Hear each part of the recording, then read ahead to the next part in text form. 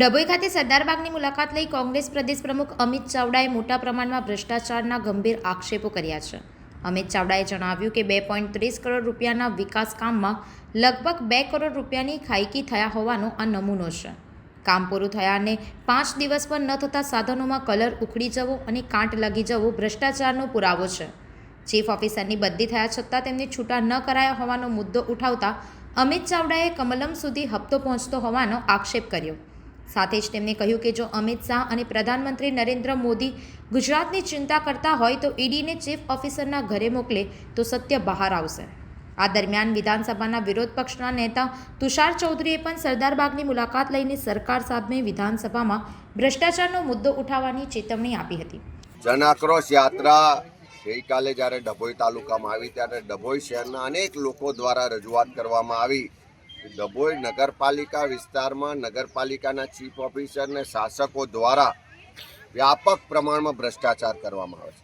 એના રસ્તાના કામો હોય, ગટરના કામો હોય, વિકાસના કામો હોય કે કોઈ પણ પ્રોજેક્ટ આવે એમાંથી મોટા પ્રમાણમાં કમિશન લઈને કમલમમાં પહોંચાડવામાં આવે છે અને ઉઘાડી લૂંટ કરવામાં આવે છે.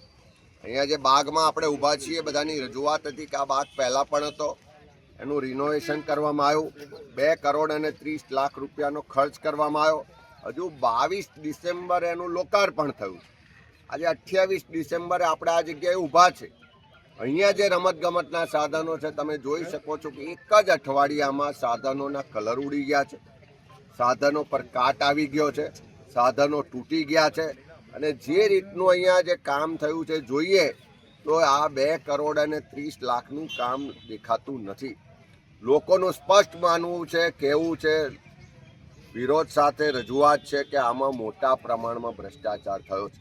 અહીંયા જે ચીફ ઓફિસર છે એની સામે પણ લોકો આક્રોશથી કહે છે કે સરકારના ભાજપના એટલા વહાલા છે કે એમની બદલી થઈ ગઈ હોવા છતાં પણ એમને છૂટા કરવામાં નથી આવતા.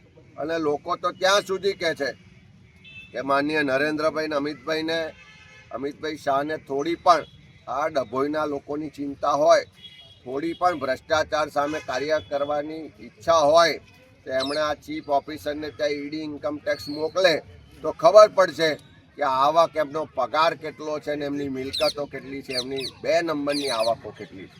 ત્યારે આ ઉઘાડી લૂંટ ચાલી રહી છે એની રજૂઆત જન આક્રોશ યાત્રામાં થઈ છે. અમે પ્રત્યક્ષ જોયું છે કે ઉઘાડી લૂંટ ચાલી રહી છે.